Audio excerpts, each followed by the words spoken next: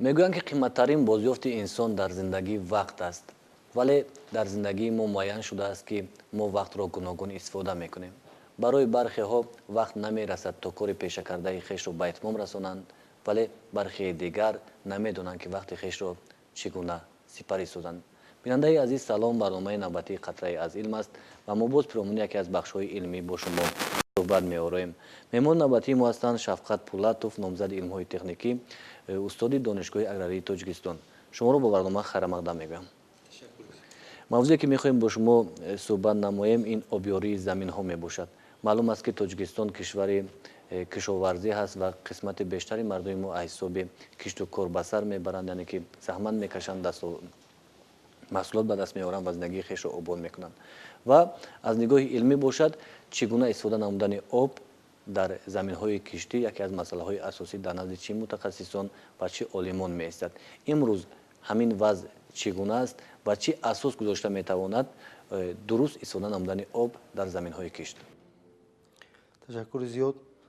қайд кардан зарур аст, ки раванди обёрии зироатҳои кишоварзӣ яке аз протсессҳои асоситарини парвариши зироатҳои кишоварзӣ барои ба даст овардани ҳосили устувори зироатҳо ба ҳисоб меравад.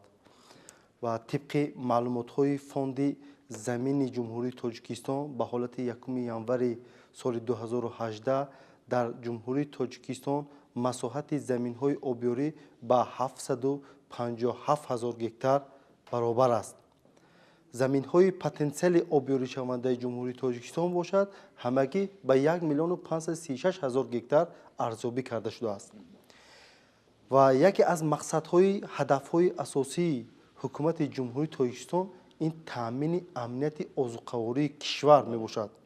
яъне барои ноил шудан ба ин ҳадафи асосӣ аз заминҳои обёрӣ кардашаванда ҳосили зиёдро ба даст овардан ва ба ин ҳадаф ноил шудан имкон мебошад. яъне бидуни обёрии заминҳои кишоварзӣ ба ин ҳадаф расидан ғайриимкон мебошад. барои ҳамин имрӯз тақрибан қариб 11 километри кубии об дар ҷумҳурии Тоҷикистон масраф мегардад, ки аз ин 90% он ба соҳаи кишоварзӣ маҳсуб мебошад ва инчунин 90% даромади соҳаи растанӣ парварӣ низ аз заминҳои обёрӣ кардашаванда ба даст оварда мешавад. хуб, маълум аст, ки 93% ҷумҳурии моро кӯҳҳо ташкил мекунанд ва қисмати бештари мардуми мо дар кӯҳистон ба сар мебарад. ва гумон мекунам, ки шакли истифодаи об ё ки обёрӣ дар минтақаҳои гуногун ҳам хос аст. албатта ба ҳамагон инчунин маълум аст, ки тахминан 98% обёрии зироатҳои кишоварзӣ бо тарзи худҷараёни сатҳи заминӣ ба воситаи ҷӯяк обёрӣ карда мешавад. ва ин тарзи обёрӣ якчанд камбудиҳои асосӣ дорад. яке аз камбудиҳои асосии обёрии худҷараёни рӯи заминӣ ҷӯякӣ ин талафи зиёди об дида мешавад. яъне талафи об дар натиҷаи полоиш ба қабатҳои поёнаи замин, бухоршавӣ аз сатҳи замин ва об ва инчунин поёноби маҷбурӣ. ва дигар камбудии обёрии худҷараёни сатҳи замини ҷӯякӣ ин дар раванди обмонӣ шусташавии қабати фаъоли хок, шусташавии гумуснокии хок, яъне ки эрозияи ирригатсионӣ ба вуҷуд меояд. ва инчунин зариби истифодабарии замин, зариби амали муфиднокии шабакаҳои обёрӣ бениҳоят паст аст, ки боиси паст гардонидани ҳосилнокии зироатҳои кишоварзӣ мегардад. ва барои бартараф кардани ин камбудиҳо бояд тавсияҳои олимон зарур мебошад, яъне иҷро карда шавад. яке аз тавсияҳои олимон барои бартараф кардани талафи об дар натиҷаи обмонӣ ин истифодаи ҳозиразамони техникаҳои обёрӣ, техника ва технологияҳои заминҳифзкунанда ва обсарфакунанда мебошад. ба ин техника ва технология обсарфакунанда ва заминҳифзкунанда системаи обёрии қатрагӣ, системаи обёрии обпошӣ, ки имрӯз барои обёрии зироатҳои кишоварзӣ, барои обёрии боғҳои интенсивӣ мо дида истодаем و مساحت این گونه زمین ها که با این ترس ها آبیاری کرده می شوند روز از روز زیاد گشته ایستاده است و برای برطرف کردن اون کمبودی که در سیستم آبیاری جویکی ما قید کرده گذاشتیم، باز برای مکمل کردن این طرز آبیاری ما می توانیم که صرف آبی به جویک داده شونده رو چین کرده باید دهیم. یعنی برای مثلا احراز شستشوی قبط حاصلخیز خاک به وجود نآید، ما باید آب رو به جویک با نیشتک‌های آبچینکنی مخصوص باید دهیم. از آن جمله ما می توانیم نیشتک‌های آبچینکنی چپلتی را استفاده بریم. در آخرهای جویک برای مصرف پایان آب رو چین کردن و مقرر کردن اونه که مقصد چقدر آبی ما پایان آب تلف یافته است، از نیشتک‌های تامسون رو استفاده بریم. باز نوه‌های سنیری است، پارشله هست که ما باید در روند آبمانی آنها رو مثلا آبی مصرف ضروری رو به زمین از روی آب انشاءات‌های آبچین کننده گذرانده آب رو به زمین دهیم. یعنی ما باید نگذاریم که آب رو به برکش به چین کردن به زیرها دهیم. یعنی امروز اکثریت خوجگیداران فکر می نمایند که آب هست، ما چقدر آب بدهیم به زمین همه قدر حاصل بلند میگیریم، به منفعت است. اما این درست است. آب رو ریجه آبیاری زراعت‌های کشاورزی رو حتما رعایت کردن در کار است. یعنی آب رو با مقداری ضروری دادن در کار است. چقدر که نمی بلند کرده همانقدر حاصلناکی پس میگردد و چقدر که نمی پس باشد همانقدر حاصلناکی پس میگردد. یعنی نمی با نمی اپتیمالی باید برابر باید باشد. خوب، زراعت‌های اساسی که امروز در کشور ما پیشنهاد کرده میشن از همه اساسی این گندم، پخته و کارتوشکا است اگر که از نگاه اساسی بگیریم و همین سه زراعت هم اصلا در حالت کوهستان بیشتر کرده می شود بغیر از آنی که مثلا پخته در جایهای زمین های وسیع کش کرده می شود. ولی نه در همین منطقه و همین اصول که شما اینجا ذکر کرده گذاشتید، دهقانان یا که همون کشاورزان امکانیت استفاده بردن همان حالت‌هایی که شما اینجا ذکر کرده گذاشتید آنها رو دارند. یگان حالتی معین یعنی که حالتی عادی‌تر موجود است که برای کشاورزان ما آن رو پیشنهاد کنیم و آنها وابسته به نوع آبی که امکانیت دارند آن رو استفاده نمایند. چون که تا جایی من میدونم در کوهستان کشور استفاده نمودن آب یگان معیار ندارد. البته توصیه‌نامه ریجه آبیاری زراعت‌های کشاورزی از جانب استاد شادروان داملاجان و فامی داملاجان و یک چند مؤلفان آنها این توصیه‌نامه چاپ گردیده است. از دو قسم عبارت می باشد. تمام ریجه آبیاری زراعت‌های کشاورزی در آن آورده شده است. وقتی که این کتاب رو ما به دست می آوریم، وقتی که ما نگاه می نماییم با شکل جدول داده شده است. یعنی وابسته به نمودی خاک، وابسته به جایگیرشوی سطح آب‌های زیرزمینی، به 9 عدد ناحیه‌های گیدرومدولی تمام زمین‌های آبیاری شونده جمهوری تاجیکستان تقسیم بندی کرده شده‌اند. یعنی خوجگیدار اگر نمودی خاکش را داند، جایگیرشوی سطح آب‌های زیرزمینیش را داند، آن می‌تواند که ناحیه گیدرومدولیش را انتخاب نماید. وقتی که ناحیه گیدرومدولی خود را انتخاب نمود، از روی جدولی در توصیه‌نامه آورده شده آن رو گرفته در آن جدول آورده شده است که یکم آبمانی باید کی گذرانده شود و معیار آبمانی به چند برابر است و دوره آبمانی از که تا کی یکم آبمانی رو باید به انجام دهد و این چنین مصرف آب به جای داده شونده گیدرومدول داده شده است. یعنی وقتی که این کتابی ریجه آبیاری زراعت‌های کشاورزی رو وقتی که دهقان خوجگیدار زمین استفاده برند به دست آورد، با او علاقه آسان میگردد که باید یکم آبمانی رو که گذارند، دویم آبمانی رو که گذارند. یعنی که در همین دوره نشو و نما چی پخته باشد چی گندم باشد وابسته به موقع عموما وادی حصار است، وادی وخش است، چقدر مقصد آب ماندنش ضرور است، تا کی آب ماندنش در کار است، با کدام مصرف آب ماندنش در کار است، در همین کتاب آورده شده است و من فکر می نمایم که خوجگیداران از این کتاب بیشتر استفاده برند و عموما در آن کتاب مثلا معین کرده شده است که کی آبمانی یکم گذرانده شود با کدام معیار داده شود آن رو رعایت نمایند. مشکلی هم در همین است که بیشتری که همین کشاورزان ما با کتاب نزدیکی ندارن، از روی کتاب عمل نمیکنن و گمان میکنم که در بیشتر منطقه های تاجیکستان این رژه معین موجود هم نیست و اصلا دهقانان ما وابسته به تخمین خویش یا که کاری که پیش از این میکردن، کاری که دیگرها میکردن به هوای تکیه میکنند. البته قید کردن ضرور است و باعث عموما سرفرازی است که امروز خواجگی های دهقانی به عالمان تکیه کرده مراجعت نموده ایستاده‌اند. به واسطه از جانب راهبریت ریاست دانشگاه اگراری تاجیکستان به نام شیرینشاه شاه تیمور گروه کاری تأسیس داده به تمام منطقه های جمهوری تاجیکستان روانه کرده به آنها ما مصلحت ها آموزش ها گذرانیده ایستاده‌ایم.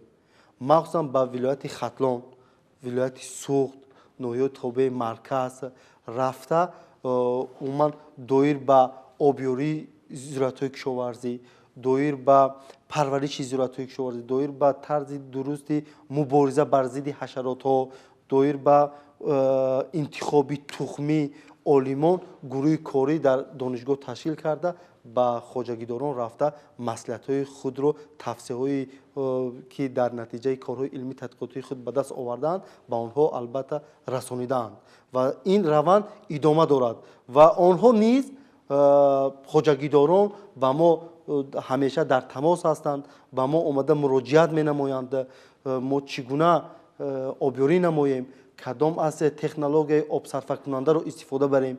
مثال برای باغ‌ها باشه سیستم آبیاری قطرگی ما توصیه می‌نماییم، برای زراعت‌های زیرکشونده باشد یونچقه باشد گندم باشد سیستم آبیاری آبپاشی توصیه کرده می‌شود و سیستم آبیاری آبپاشی امروز در ناحیه جیهون عموما در مساحت زیاد استفاده برده می‌شود. سیستم آبیاری قطرگی نیست عموما در خواجگی‌ها امروز وسیع برای آبیاری باغ‌های اینتنسیوی روز از روز وسیع پهن گشته ایستاده‌اند که آنها تخمینا 50% آبیاری رو صرفه می‌نماید. خوبه اگر که ما گرفته و تحلیل کرده برایم اصلا در کدام منطقه های تاجیکستان همین آبیاری نمودن مشکلات دارد؟ چخیل که من در اول قید کردم ما زمین‌های پتانسیل آبیاری شونده 1,536,000 گکتار ارزیابی کرده شده است. از این مقدار ما قریب 750-757,000 گکتار رو از خود کردیم و در آینده باز همین قدر زمین دیگر باقی میماند که ما چیکار کنیم از خود کنیم و برای از خود کردن این گونه زمین ها بیشتر در تل و تپه ها ادیرها نیشابی زیاد دارند جایگیر میباشند. یعنی از وقتی که ما این گونه زمین ها رو از خود مینماییم علاوه از سیستم آبیاری جویکی قریب که استفاده برده نمیتوانیم. نیشابی زیاد دارد آب رو ما سر میدهیم به جویک شسته میبرد برابر نمشوی قبط ریشه‌رانی رستنی تامین نمیگردد و ما مجبور میگردیم که با این گونه زمین ها سیستم آبیاری آبپوشی سیستم آبیاری قطرگی رو استفاده بریم و عموما در تمام جمهوری قریب که منطقه‌ای که ما کوهستان ما بیشتر به نظر میرسد از این سیستم آبیاری قطرگی آبپوشی من توصیه میدم استفاده کرده شود و چخیلی که شما قید کردید ما بیشتر گندم رو در زمین‌های للمی کشت کار میکنیم. در زمین‌های للمی آبیاری کرده نمیشود. بارشات باشد حاصل به وجود می آید. اگر بارشات نگردد خشکی آید چخیلی که امسال ما مشاهده کرده ایستادیم سال گذشته نیست خشکی سخت به وجود آمده بود بیشتری اکثری تخمی مثلا عموما همون گندم نیزده برآمد حاصلی خوبی فراوان به دست آورده نشد. از این خاطر من توصیه میدهم که در این گونه زمین ها چقور شودگار کنی گذرانیده شود.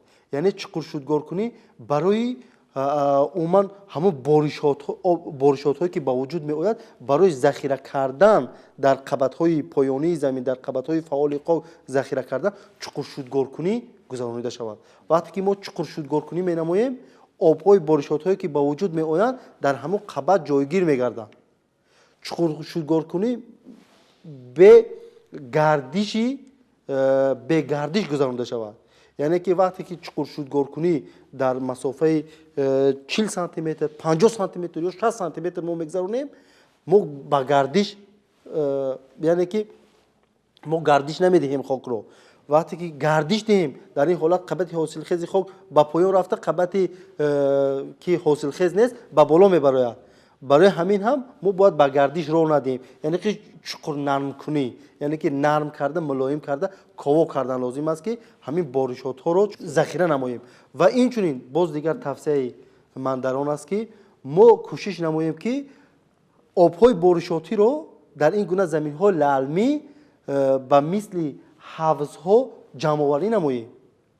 онҳоро аз поён бо полиэтиленӣ ҷиҳозонида барои полоиш наёфтан, онҳоро мустаҳкам намуда, обҳои барфу боришотҳоро ҷамъоварӣ карда, дар давраи нашъунамои зиёратҳои кишоварзӣ онҳоро самаранок истифода барем бад.